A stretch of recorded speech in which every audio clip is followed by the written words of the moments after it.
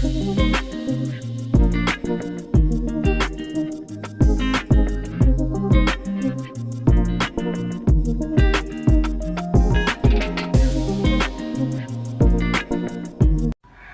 guys, welcome back to my channel. If you're new here, my name is Chido. I'm a mom, I'm a wife, and I'm God's favorite daughter. Yes, that's right, I'm God's favorite daughter. And you being part of this channel, part of this family, automatically you are God's favorite as well. Okay, now that all the formalities are out, today is a Wednesday and I'm going to church. But Monday, Tuesday, I've been vlogging. I know the last vlog you saw, it was the last time I talked to you when I was sharing our church message, right? So today is Wednesday, 2 days later. But Monday and Tuesday, I was busy. I was in my mommy era, my wifey era, my cooking mode. So I was so busy with household, spring cleaning my house, organizing things. I just did a whole lot the past 2 days, so I'm gonna show you that right now. Then we'll talk. So see what I got up to in the past 2 days, then we'll talk.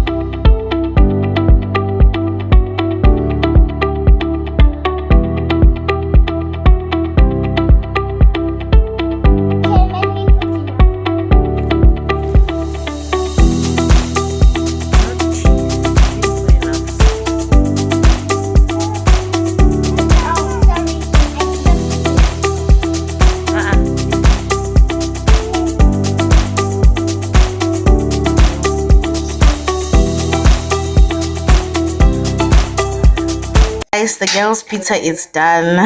It looks yummy.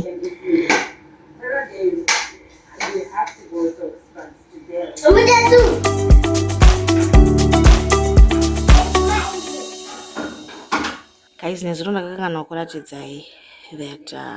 I got this in Food Lovers. This sugar-free. Anyway, I opted Panama no one am sugar-free. Like I can go to one sugar-free sometimes, so that I also snack. I enjoy freezy things. I really enjoy ice stuff.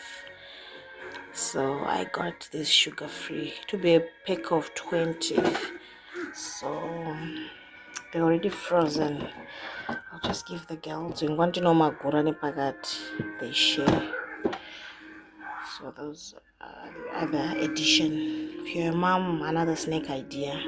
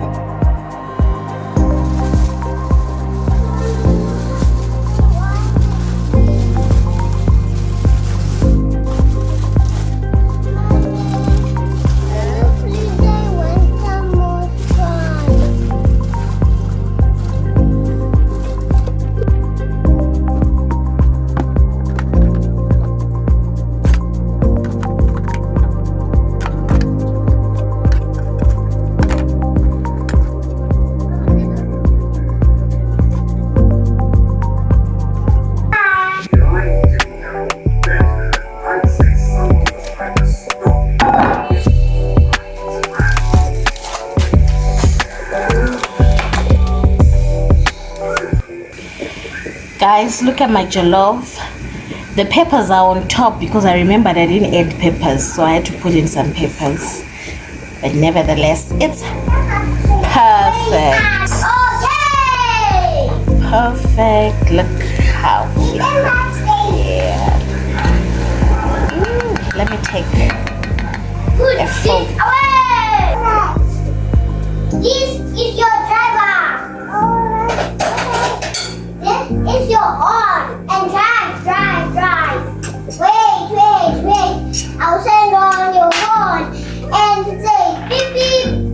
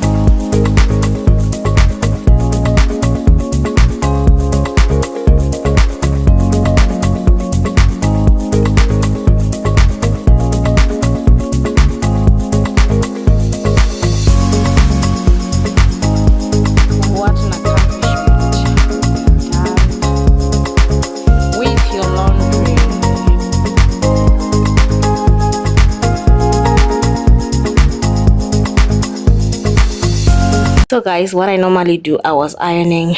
I just place, my husband loves these shorts and that vest. I just place them on the bed so that as he comes back from work, he removes his work clothes and be in comfortable, fresh clothes that are, loungewear. So it's a pro tip to all the ladies. Do it for your man. The Bible says he's the master, he's the king. Do it, guys.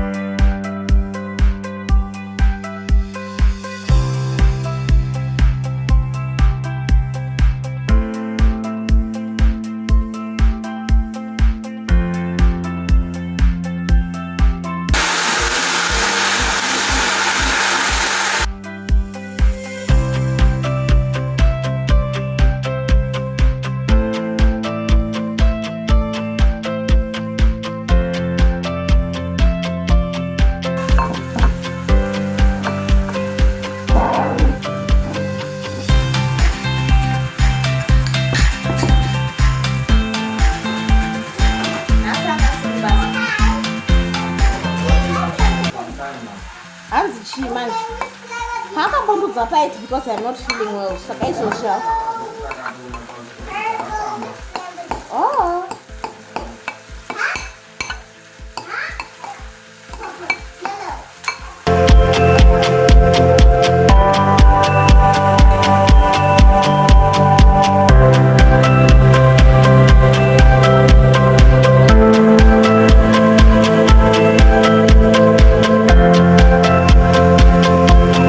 Shared a testimony about how I conceived again. I lost a baby, then I later conceived, right? But in that moment, I felt that I didn't tell you all the details because obviously I don't want to make the video so long. So you guys, when I lost my baby, the reason I was told what caused me to miscarry at 6 months, they told me that your cervix is incompetent. And after they told me that, it was hard to accept, especially because of my faith talk. And even for me to be pregnant in the first place, it was a testimony and a miracle. So for me to lose the baby and get diagnosed that the cause of the miscarriage was basically your cervix, it's incompetent, I didn't want to accept it. So even if the time that I was grieving and not okay, I realized grief won't help me. I want to get diagnosed again. So I booked. So I was looking for gynecologists, the best ones. I don't have all the privilege. Sometimes there is less knowledge, especially for the black community, for the black woman. There is lack of exposure. So sometimes we accept things, and this one is a GP, just run some random test on you, then you accept that. So after I realized I wanted a gynecologist, so I looked the best in the game. So I went one in Northern Cape. Yeah, I got one in Northern Cape. There's another one I got in Joburg. I was willing to travel, you guys. I was willing to travel. But thank God I got one in, of course, that time he was fully booked. I think my appointment was after 3 months. Can you imagine? I booked today. Then my booking was after 3 good months. But I said I'll wait. When I went there, actually I had now ran me some tests and said, hey, you're perfectly perfect, what. Then I later conceived, right? When I conceived, you guys, when I went back for him to check on me, how is it going, because he said if you have an income, because he asked obviously these general questions in your family, you have his history or whatever. He checks all the necessary tests, he takes some blood test, all the necessary things he checks. Then he'll also ask you, he literally runs tests on you, numerous tests. Then he actually check manually. Now it's so uncomfortable, but they do it. They test you manually so that they check. So actually I think it was now after 12 weeks or 14 weeks, I'm not yet sure, but then they tested and they said, actually your cervix is not short. I don't know the diagnosis, I don't know what happened, but it's actually not short. But anyway, I'm not shocked, because even if it was, because of prayer, my darling, because of prayer, because of faith talk, because of confessing, you can change any doctor's report. So I thank God. I said, wow, that's beautiful. So after he told me that everything is fine, I remain checked. But you see what the devil does? Exactly at 6 weeks, you guys. Not 6 months. I ran. Hey, you guys, the devil is not playing. We must not sleep. The very symptoms that happened when I had miscarriage on my son, it's the exact thing that happened on the 6th month. Mind you, my cervix is perfect. The centimeters are very fine. It's perfect. So what's going on? And I think the previous week I went for checkup and everything was perfect, guys. If I'm saying everything, I mean everything was perfect. I went in. So when I came out, when we rushed to the hospital, we rushed the nearby hospital where we stay. So when we went there, that doctor actually said, you guys, you know what? Anyway, a backstory. Before this pregnancy, you guys know what happened. I tested myself at home because the way I was feeling, nauseous, all these kind of things, loss of appetite, I could tell, girl, something has happened. I was so convinced, I'm so excited. Then I got a pregnancy test, and then I tested and it was positive. When I now went to the doctor, I kid you not, the devil will play mind games with you. I went there. The first day I went in, the doctor was laughing. Oh, I know you're expectant, don't worry. I said, doctor, I tested myself. So, those tests sometimes. Really? Okay. The pregnancy was negative. The second time, it was negative. You guys, can you imagine? Then they said, okay, we must do a blood test. Okay, fine. So when you did a blood test, only then he confirmed. In fact, I said I don't want to do that blood test in that particular area. I said I know I'm pregnant. I just didn't want to trample my faith. And enough of that, I was just giving you a side story of what happened. So this day after now, I am having the same symptoms. I'm heavily bleeding. Not lightly. I'm heavily bleeding. I'm feeling like back pains. And for someone who has experienced the loss, I could tell. But I did not want my mind to think that way. I said, no ways, not again, and I will not allow you. And I will not let myself align to these thoughts. I'm not losing my child. Not anymore. Not anytime soon. So we went back to the doctor. When we went back there, you guys, I kid you not, he called in my husband. He said, look, this is a miscarriage. Look, the cervix is opened. He showed my husband.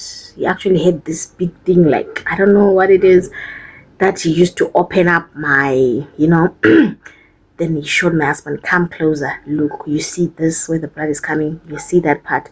That means the cervix is open. There's nothing we can do. Who's your doctor?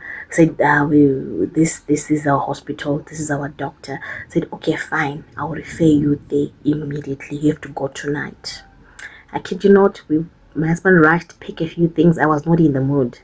Then as we were traveling to that hospital, because it's about 2 hours away from where we stay, as we're on the road, guys, we used that opportunity. There was a time I wanted to cry, and my husband told me to shut up. Hey, he was not in his sweet mode that time. He said, shut up. This is the time you should be praying. This is the time you should be confessing. How can you be? If you cry, who's going to do that on your behalf? I'll do my part, but who will do your part if you cry? I kid you not. I listened, and I started listening to the word. He played a message. We were listening to that word. We listened to, there were some confessions that I had in my phone. I had to do them. We called our pastors. They also affirmed that keep praying. Don't be afraid of anything. When we ran into the hospital, emergency, thank God, my doctor was already, he's a gynecologist. He was already there for a C-section. So we just waited a bit. Then he came to see me. I kid you not, miracles are real.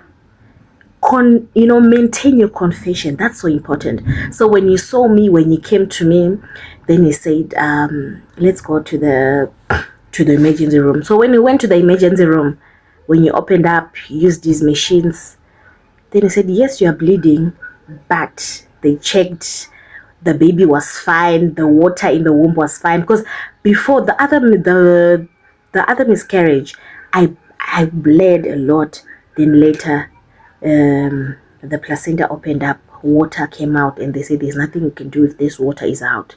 So that was the thing. So here now, imagine the testimony.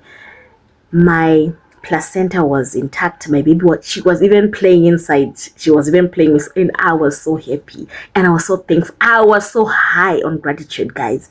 I was so grateful to God. And as we were in there, the gynecologist actually, your baby is fine, but we just have to address this bleeding issue. I can't really even see where the bleeding is coming from. You see what the devil does? I refused to bow to some evil spirits. I said, not in my life.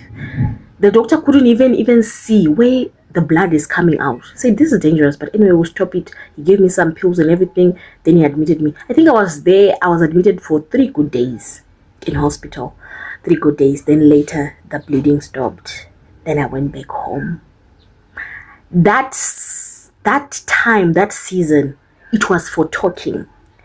Had I been crying, complaining, and referring to what had happened before, and allowing it to sink in my mind, I would have lost my baby. But I said no. And again also, I had this professional. Not because I'm esteeming him so high. No, I esteem God so high. But I'm also grateful that you got to see these professionals in their industry. It will also help. As we make confessions and we talk to God about these blessings, they need to be a contact point for that blessing to work. Okay, then that was done. Later, guys, because of time, I've already spoke for a whole 12 minutes. But all I'm saying is, believe in God. Sometimes when things start happening that does not align with the word of God has said, let's reject them. Let's not just say kumusha kwedu atibarirana kwakati kwemurume wangu kwakadai. Guys, there is nothing new that has never happened. There's everything in the Bible. Hapana chinyowani chatiri kurarama. These things have been lived. We are reliving what has been there what has been there. So guys, you know what? Stand strong in the Lord. Continue. Keep saying it. Don't stop talking it. It's so powerful. It sounds so simple, but it's so powerful. What do you believe in God? And I believe in God. Mosi kuti nasu pasi pe moti kwaningi.